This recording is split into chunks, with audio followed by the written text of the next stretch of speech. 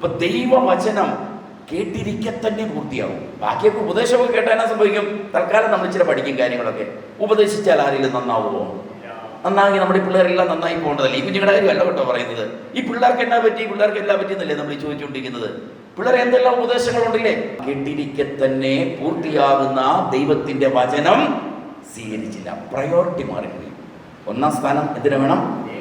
തമ്പുരാന്റെ വചനം. കാരണം ഈ വചനത്തിന് പ്രത്യേകത ഉണ്ട്, കേൾക്കുമ്പോൾ തന്നെ അത് സംഭവിക്കും. അപ്പൊ നമ്മൾ ആരാണെന്നൊന്ന് തിരിച്ചറിഞ്ഞാൽ തന്നെ നമ്മുടെ പ്രശ്നങ്ങൾ തീരും. എല്ലാവർക്കും അറിയാം നമ്മൾ ആരാണെന്ന് നമുക്കറിയാം. ആരാ നമ്മളെല്ലാം? ആരാ? ദൈവത്തിന്റെ മക്കൾ. ബൈബിളിൽ എവിടെയെല്ലാം പറഞ്ഞിട്ടുണ്ടോ? ഉൽപ്പത്തി 1:26 അല്ലേ? എല്ലാം സൃഷ്ടിച്ചു വെച്ച ദൈവം അവസാനം സൃഷ്ടിയുടെ മകുടമായ മനുഷ്യനെ സൃഷ്ടിക്കുന്നു. സൃഷ്ടിയുടെ മകുടമായ ആരെ സൃഷ്ടിച്ചു? മനുഷ്യനെ സൃഷ്ടിച്ചു. മനുഷ്യനിൽ ആദ്യം ആരെയാ സൃഷ്ടിച്ചത്? ആദം. ആദം പുരുഷനായിരുന്നോ സ്ത്രീ ആയിരുന്നോ? അപ്പൊ സീനിയോറിറ്റി ആർക്കാ? പുരുഷന്. പക്ഷെ എന്താ ഉൽപ്പത്തി 1:26 എന്താണത്? വീണ്ടും ദൈവം അരുളി ചെയ്തു, നമുക്ക് നമ്മുടെ ഛായയിലും സാദൃശ്യത്തിലും മനുഷ്യനെ സൃഷ്ടിക്കാം. That was A dream. അതൊരു സ്വപ്നമായിരുന്നു. പിതാവായ ദൈവം പറയുന്നു, നമുക്ക് നമ്മുടെ ഛായയിലും സാദൃശ്യത്തിലും മനുഷ്യനെ സൃഷ്ടിക്കാം. പിതാവായ ദൈവന്മാരോട് പറഞ്ഞു, പുത്രനോടും പരിശുദ്ധാത്മാവിനോടും പറഞ്ഞു, നമുക്ക് നമ്മുടെ ഛായയിലും സാദൃശ്യത്തിലും മനുഷ്യനെ സൃഷ്ടിക്കാം. അടുത്തത് വായിച്ചേ. അങ്ങനെ ദൈവം തന്റെ ഛായയിൽ മനുഷ്യനെ സൃഷ്ടിച്ചു. അടുത്തത് ദൈവത്തിന്റെ ഛായയിൽ അവിടുന്ന് അവരെ സൃഷ്ടിച്ചു. അടുത്തത് ഏറ്റവും പ്രധാനപ്പെട്ടതാ വരുന്നത്. ശ്രദ്ധിച്ചു കേട്ടോണേ, വായിച്ചു. അവിടെ ആദ്യം ആരുടെ പേരാ പറഞ്ഞിരിക്കുന്നത്? സ്ത്രീ. ആദം എന്ന വാക്കിന്റെ അർത്ഥം മണ്ണെന്ന. അപ്പൊ ഹവ്വ എന്നതാ? ജീവനുള്ളവളുടെ എല്ലാം അമ്മ. ചുരുക്കത്തിൽ പറഞ്ഞാൽ ജീവനുള്ളവൾ അല്ലെ? മണ്ണായ ആദത്തിന്റെ അടുത്തേക്ക് ജീവനുള്ളവളായ ഹവ്വ വരുന്നു. അവരിൽ നിന്ന് തന്നെയാണ് പുറപ്പെടുന്നില്ലേ? വന്നു കഴിഞ്ഞപ്പം ആദമാരായി മാറി, പൂർണ്ണ മനുഷ്യനായി മാറി. അതാ ദൈവം പറഞ്ഞത്, ഏകനായിരിക്കുന്നത് നന്നല്ല. പണ്ടൊക്കെ പറയുമായിരുന്നു അല്ലേ? പണ്ടൊക്കെ ഒത്തിരി പിള്ളേരൊക്കെ ഉള്ള വീടുകളിൽ, ഞങ്ങളൊക്കെ കുഞ്ഞു പിള്ളേരായിരിക്കുമ്പം പറയുന്നൊരു കാര്യമുണ്ട്, അവനെ പെണ്ണ് കെട്ടിച്ചാൽ അവൻ നന്നാവും. ചങ്ങനാശ്ശേരി പറയുന്നുണ്ടോ? അതൊക്കെ കണ്ടോ? അവനെ പെണ്ണ് കെട്ടിച്ചാൽ അവൻ അന്നത്തെ നന്നാകാൻ ചിലവൻ്റെ വീടി വലിക്കുന്നൊക്കെയായിരുന്നു അന്നത്തെ വലിയ ക്രിമിനൽ കുറ്റം. സാംബശിവന്റെ കഥാപ്രസംഗം കേൾക്കാൻ പോയെന്നോ സിനിമയ്ക്ക് പോയെന്നോ ഒക്കെ ഉള്ള പണ്ടത്തെ വലിയ വലിയ തെറ്റുകൾ. സന്ധ്യക്ക് വീട്ടിൽ കയറിയില്ല, വായനശാലയിൽ പോയി കുത്തിയിരുന്നു, ഇങ്ങനെയൊക്കെയുള്ള പഴയ തെറ്റുകളൊക്കെ. ഇന്നത്തെ പോലെ വലിയ ഈ 5 സ്റ്റാർ തെറ്റുകളൊന്നും വന്നില്ലല്ലോ കേട്ടോ. എന്നാലും പറയും, അവനെ പെണ്ണ് കെട്ടിച്ചാൽ അവൻ നന്നാവും. ഒരു പെണ്ണ് വന്നു കഴിയുമ്പം അവൻ നന്നാവും. അപ്പം പെണ്ണ് കെട്ടിയിട്ടും നന്നായില്ലെങ്കിൽ ആരുടെ കുഴപ്പം? പെണ്ണിന്റെ കുഴപ്പം. കണ്ടോടെ, നീ വന്നു കയറിയ പിന്നെ മണ്ണായ പുരുഷന്റെ അടുത്തേക്ക് ജീവനുള്ളവളായ അവന്റെ പകുതി വരുമ്പം അല്ലേ, ഏകനായിരിക്കുന്നത് നന്നല്ല. എന്തിനാ കല്യാണം കഴിച്ച്? പെൺപിള്ളേർക്ക് കെട്ടിക്കണ്ട, ആൺപിള്ളേർക്ക് കെട്ടണം, പെണ്ണില്ല. പെൺപിള്ളേർക്ക് കെട്ടാൻ ഇഷ്ടം പോലെ വട്ടത്തിലാളുണ്ട്, കെട്ടിക്കണ്ട. എവിടെയാണ് പാളിത്? ദൈവത്തിന്റെ സ്വപ്നം എവിടെയാണ് തകർന്നത്? എന്തിനാ കല്യാണം കഴിക്കുന്നത്? 2 കാര്യങ്ങൾക്ക് വേണ്ടി കല്യാണം കഴിക്കാനാണ് കത്തോലിക്ക സഭ നമ്മളെ പഠിപ്പിച്ചത്. എന്താ? സ്നേഹത്തിന്റെ പങ്കുവെക്കലിനും ജീവന്റെ പങ്കുവെക്കലിനുമായി വിവാഹം എന്ന കൂദാശ പിതാവായി ദൈവം സ്ഥാപിച്ചു. ഇനിമേൽ നിങ്ങൾ 2 ഒന്നാണ്. ദൈവം യോജിപ്പിച്ചത്. അമ്മായിമ്മയായിട്ട് വേർപെടുത്തരുത്. ഇവിടുത്തെ കാര്യമല്ലേ നീ പറയുന്നത്? 70% വിവാഹബന്ധങ്ങൾ തകരാൻ കാരണം ആരാ? നീങ്ങി പോരടി. രാവിലെ എന്നെ അടി തിന്നത്, അവൾ എന്നെ നിന്ന് അവിടെ കഴിയട്ടെ, കെട്ടിച്ചു വിട്ടില്ലേ? ഒരു സങ്കീർത്തനം വായിക്കുന്നില്ലേ അച്ഛന്മാരെ കല്യാണത്തിനിടയ്ക്ക്? എന്റെ പുത്രി ശ്രദ്ധിച്ച് കേൾക്കുക, നിന്റെ ഗൃഹത്തെയും പിതൃഭവനത്തെയും നീ മറന്നു കളയുക. എന്ന് വെച്ചാൽ മറന്നിട്ട് എന്നേക്ക് വേണ്ട പോകാനല്ല, ഡെഡ് ബോഡി എടുത്തോണ്ട് പോകുന്നല്ലേ. അവക്കൊരിടമുണ്ട് അവിടെ. പക്ഷേ തോബിത്തിന്റെ പുസ്തകത്തിൽ കൊച്ചു തോബിയാസ് പറയുന്നില്ലേ അല്ലേ, നീ അവളെ വേദനിപ്പിക്കരുത്. ചെറുക്കനുള്ള വചനമാണ്. ഇതൊക്കെ നമുക്കെല്ലാം കേട്ടറിവേ ഉള്ളൂ.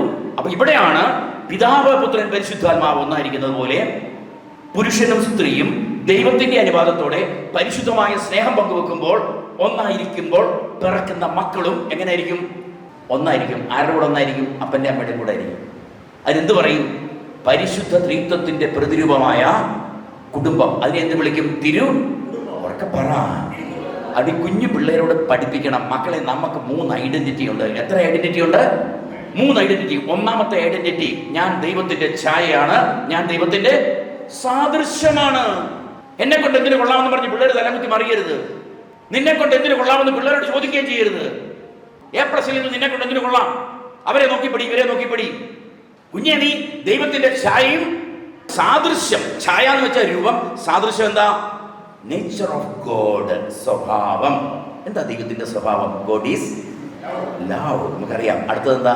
ഗോഡ് ഈസ് ദൈവമേ നീ പരിശുദ്ധനാകുന്നു, ബലവാനേ നീ, യു ആർ വെരി സ്ട്രോങ്, ബലവാനേ നീ പരിശുദ്ധനാകുന്നു, മരണമില്ലാത്തവനേ നീ, ഈസ് ഇമോർട്ടൽ, മരണമില്ല, ബിക്കോസ് ഈസ് പരിശുദ്ധൻ, ഹോളി.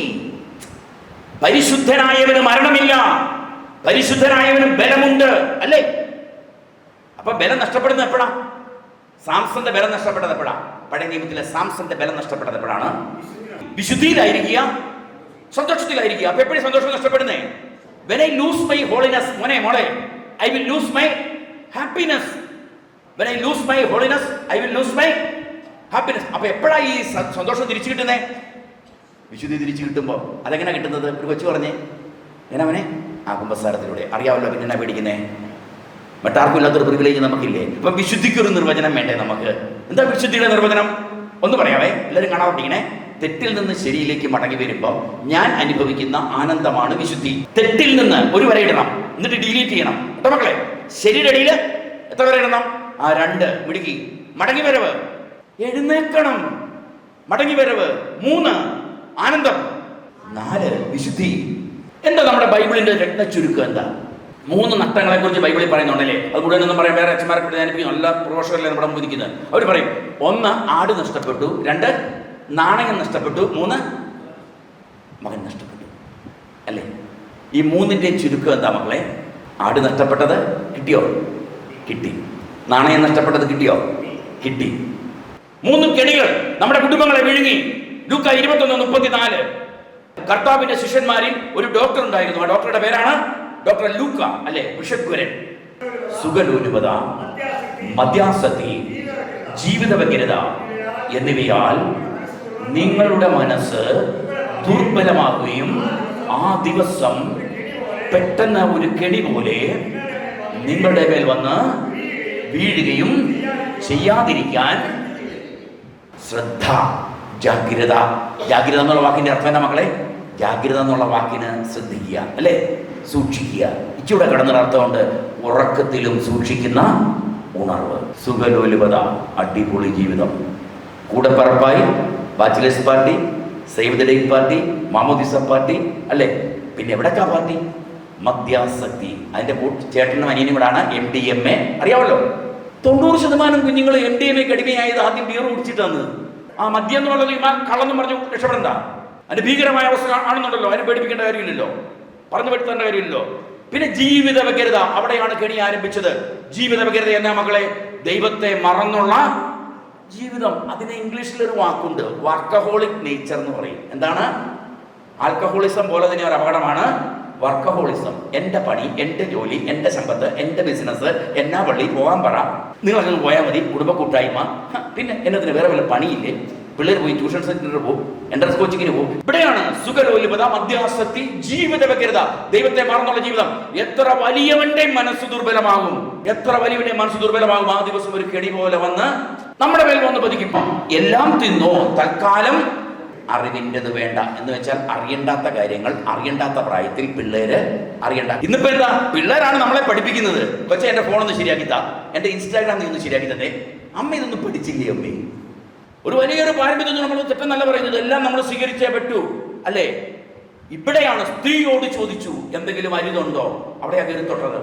33:6 സ്ത്രീ വീഴുന്നു. സ്ത്രീ മാത്രമല്ല, പുരുഷനും വീഴുന്നു. 33:6. ആ വൃക്ഷത്തിന്റെ പഴം ആസ്വാദ്യം, രുചി കൂടുതലാണ്, കണ്ണിന് കൗതുകരം, കാണാൻ നല്ല രസവാ. റിയാലിറ്റി ഷോ അല്ല, റിയാലിറ്റി ഷോ, അല്ലേ? റിയൽ ഷോ ആണോ? Reality show.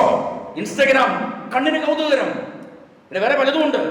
കണ്ണിന് കൗതുകരം, കാണാൻ കൂടുതൽ ഭംഗി. അടുത്തത് അറിവേകാൻ കഴിയുമെന്നതിനാൽ അഭികാമ്യവുമാണെന്നത് കണ്ട് അവൾ അത് പറിച്ചു തിന്നു. അവിടെ കൊണ്ട് അവസാനിച്ചോ? ഭർത്താവിനും കൊടുത്തു. എവിടുന്ന് കിട്ടി നമ്മൾ ചോദിച്ചോ? അവനും തിന്നു. പല വീടും നടക്കുന്നത് എങ്ങനെയാന്ന് ഇപ്പൊ ആണെന്നൊക്കെ അറിയത്തില്ല. ആകയാൽ കോപമോ കലഹമോ കൂടാതെ പുരുഷന്മാർ എല്ലായിടത്തും തങ്ങളുടെ പവിത്രമായ കരങ്ങൾ ഉയർത്തിക്കൊണ്ട് പ്രാർത്ഥിക്കണം. പക്ഷെ പുരുഷന്റെ കൈ എവിടെ ഉയർന്നു നിൽക്കുന്നത്? അന്തർമുഖത്വം. നഷ്ടബോധത്തിൽ പുരുഷൻ കുടുങ്ങി, കുറ്റബോധം അവനെ വേട്ടയാടി, അല്ലേ? നഷ്ടബോധം, കുറ്റബോധം. പിന്നെ അവൾ എങ്ങനെങ്കിലും കാര്യങ്ങൾ നടത്താൻ നോക്കുക. വെയിലറിയപ്പോ ദൈവമായ കർത്താവ് തോട്ടത്തിൽ ഉലാത്തുന്ന ശബ്ദം കേട്ടോ. അപ്പം വരുന്നു. അടുത്തത് പുരുഷനും ഭാര്യയും അവിടുത്തെ മുമ്പിൽ നിന്ന് മാറി തോട്ടത്തിന്റെ മരങ്ങൾക്കിടയിൽ ഒളിച്ചു. മൂടിയിട്ട് മൂടപ്പെട്ടോ. ഇല കൊണ്ട് മൂടുന്നില്ല, പിന്നെ എന്തിനാ മൂടിയേ? ഇല കൊണ്ട് മൂടിയാൽ മൂടുന്നതല്ല ദൈവത്തിന്റെ കണ്ണ്. മകൻ എന്നുള്ളതിൽ നീ എവിടെയാണ്? ഒരു ഭർത്താവ് എന്നുള്ളതിൽ നീ എവിടെയാണ്? ഒരപ്പൻ എന്നുള്ളതിൽ നീ, ഒരു സഹോദരൻ എന്നുള്ളതിൽ നീ എവിടെയാണ്? ചോദ്യത്തിന് ഇത്രയേ ഉള്ളൂ മക്കളെ അർത്ഥം. നീ എവിടെയാണെന്ന് ചോദിച്ചാൽ നീ ഇപ്പോൾ ആയിരിക്കേണ്ട അവസ്ഥയിലാണോ ആയിരിക്കുന്നത്? ഞാൻ ആയിരിക്കുന്ന അവസ്ഥയും ആയിരിക്കേണ്ട അവസ്ഥയും തമ്മിലുള്ള ദൂരമളക്കുന്ന പരിപാടിയാണ് ധ്യാനം. ദൂരമളക്കാനുള്ള സ്കെയിലാണ് ആ വചനമാകുന്ന സ്കെയിൽ കൊണ്ട് ഞാൻ അളക്കുക. നീ എവിടെ? എൻ്റെ പൊന്നു മക്കളെ, ദൈവം നമ്മളെ കണ്ടുമുട്ടുമ്പം ചോദിക്കുന്ന രണ്ടാമത്തെ ചോദ്യം, നീ നഗ്നനാണെന്ന് നിന്നോട് ആര് പറഞ്ഞു? ഞാൻ പറഞ്ഞോ? ആരാ പറഞ്ഞേ? പിശാച്. പാപം ചെയ്യുന്നത് വരെ അവൻ കൂടെ കാണും. രുചി കൂടുതലാ, ഭംഗി കൂടുതലാ, പുത്തൻ അറിവുകൾ കിട്ടും, അല്ലേ? അങ്ങനല്ലേ എന്ന് പറഞ്ഞ് അവൻ ഇങ്ങനെ കൂടെ നിന്ന് ടെംപ്റ്റ് ചെയ്യും. തെറ്റിൽ വീഴുന്നത് വരെ അവൻ കൂടെ ഉണ്ട്. ടെംപ്റ്റേഷൻ. വീണ് കഴിയുമ്പോഴോ ഓടിക്കോ. അങ്ങ് എനിക്ക് കൂട്ടിന് തന്ന സ്ത്രീ ആ മരത്തിന്റെ പഴം എനിക്ക് തന്നു, ഞാനത് തിന്നു. എൻ്റെ അർത്ഥം എന്നാ? അപ്പൻ പറഞ്ഞ പെണ്ണിനെ ഞാൻ കെട്ടി, അതോടെ ഞാൻ തീർന്നു. ആദ്യത്തെ കുടുംബകലഹം ആരംഭിക്കുന്നു. ഞാൻ തന്നെ കണ്ടുപിടിച്ചതിനെ കെട്ടിയായിരുന്നു ഞാനിപ്പോൾ അമേരിക്കയിൽ ഇരുന്നേനെ. പല വീട്ടിലെയും കലഹം അതായിപ്പോൾ.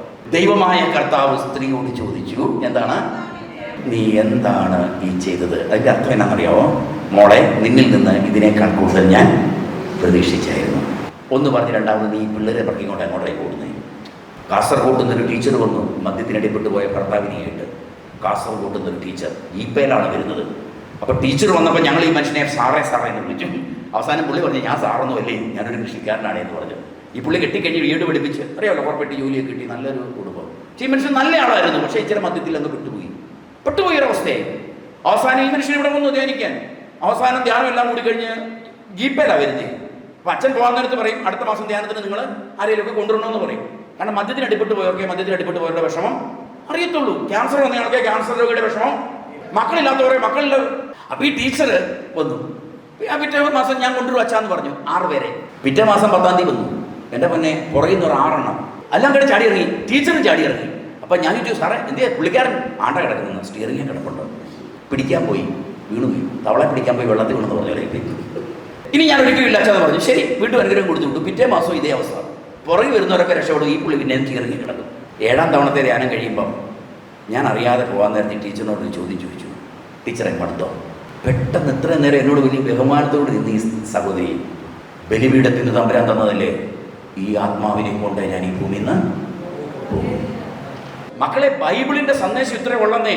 ആട് നഷ്ടപ്പെട്ടു, നാണയം നഷ്ടപ്പെട്ടു, മകൻ നഷ്ടപ്പെട്ടു, 3ഉം തിരിച്ച് വന്നു. എന്നുവെച്ചാൽ അർത്ഥം എന്താ? വീണ്ടെടുക്കാനാകാത്ത വിധം ഒന്നും നഷ്ടപ്പെട്ടു പോകുന്നില്ല. മടങ്ങി വരാനാകാത്ത വിധം ആരും അകന്നും പോകുന്നില്ല. അപ്പനും അമ്മയും മക്കളും ഒന്നായിരിക്കുന്ന കുടുംബം, അതിനെ എന്ത് വിളിക്കും? പരിശുദ്ധ ത്രിത്വത്തിന്റെ പ്രതിഭമായ കുടുംബം. അതിനെ എന്ത് വിളിക്കും? തിരു കുടുംബം. ഇതാണ് എല്ലാ വിഷയത്തിന്റെ പരിഹാരം. തിരുക്കുടുംബം ആയി മാറാൻ 3 കാര്യങ്ങൾ സംഭവിക്കണം. 1, നീതിബോധമുള്ള ഒരപ്പൻ ഉണ്ടാവണം. 2, ശാന്തതയും പ്രാർത്ഥനയുമുള്ള ഒരമ്മ ഉണ്ടാവണം. എങ്കിൽ 3ാമത്തത് സംഭവിക്കും, മാതാപിതാക്കൾക്ക് വിധേയപ്പെടുന്ന ദർശനമുള്ള മക്കളുണ്ടാവും. ചെയ്യുന്ന കാര്യം ദൈവഹിതമാണോ എന്ന് തിരിച്ചറിയുന്നതാണ് നീതിബോധം. 2, ചെയ്യുന്ന കാര്യം എൻ്റെ കുടുംബത്തെ തകർക്കുന്നതാണോ എന്ന് തിരിച്ചറിയുന്നതാണ് നീതിബോധം. ഇത്രയും മറിയമെല്ലാം ഹൃദയത്തിൽ സംഗ്രഹിച്ചു. നമ്മളോ? മറിയ കുട്ടികളെ, നിങ്ങൾ എല്ലാ ഹൃദയത്തിൽ കൊണ്ട് നടക്കുക. എന്നാലും ഹൃദയത്തിൽ കൊണ്ട് നടന്നാൽ ഉപ്പുതൂണായി പോകും കേട്ടോ. പഴയ കാര്യങ്ങൾ നോക്കിക്കൊണ്ടിരിക്കുക. എന്നാലും എൻ്റെ 15 പവൻ, എന്നാലും എൻ്റെ 5 പവൻ്റെ മാല, എന്നാലും എൻ്റെ 7 പശു. മക്കളെ, വിട്ടുകളാണ് എന്താ ഹൃദയത്തിൽ സംഗ്രഹിക്കുന്നത്? സംഭവിച്ചതിൻ്റെ എല്ലാം പിന്നിൽ എന്തോ ദൈവിക പദ്ധതി ഉണ്ടെന്ന് ധ്യാനിക്കുന്നതാണ് ഹൃദയത്തിൽ സംഗ്രഹിക്കുന്നത്. ഇപ്പം നീതിബോധമുള്ള പുരുഷനും ശാന്തതയും പ്രാർത്ഥനയുമുള്ള സ്ത്രീയും ഉണ്ടായിട്ടും തിരുക്കുടുംബത്തിൽ ഒരു അബദ്ധം പറ്റി. എന്നാ പറ്റി? കൊച്ചിനെ കാണാതെ പോയി. എത്ര വയസ്സിലാണ് കാണാൻ പോയേ? പിള്ളേർ കൈവിട്ട് പോകുന്ന പ്രായം എത്രയാ? 12 വയസ്സ്. കൊച്ചു കൈവിട്ട് പോയപ്പോൾ എന്നാ തിരിച്ചറിഞ്ഞേ? 3 ദിവസം കഴിഞ്ഞേ. പെട്ടെന്നൊന്നും മനസ്സിലാകുകയല്ലോ കേട്ടോ. ഇന്നലെ സ്തുതിയെ കൊടുത്തതാണേ പിള്ളേരെ. ഇന്നലെ അമ്മയ്ക്ക് ഉമ്മ കൊടുത്തിട്ടാണ് ഉറങ്ങാൻ പോയത് അവനും. പക്ഷേ 3 ദിവസം മുമ്പ് മെസ്സേജ് വന്നായിരുന്നു. പോലീസുകാർ വന്ന് ഫോൺ നോക്കിയപ്പോഴാണ് മനസ്സിലായത്. തീരുമാനം നേരത്തെ ഉണ്ടായിരുന്നു. ഡിലീറ്റ് ചെയ്തത് പോലീസുകാർ നോക്കി. കൈവിട്ടു പോയാൽ പെട്ടെന്ന് അറിയാത്തൊരു കാലം. കൈവിട്ടു പോയതിനെ തിരിച്ചു കിട്ടണേ എങ്ങോട്ട് പോകണം? വഴക്കുണ്ടാക്കിയിട്ടൊരു കാര്യമില്ല. നമുക്ക് ദേവാലയത്തിലേക്ക് തിരിച്ചു പോവാം. മുറികെട്ടവനെ ചികിത്സിക്കുന്ന സ്ഥലത്തിന്റെ പേരാണ് പള്ളി, സഭ. അവർക്കൊരു ഉറപ്പുണ്ടായിരുന്നു, തങ്ങൾ വളർത്തിയ മകൻ എവിടെ കാണും?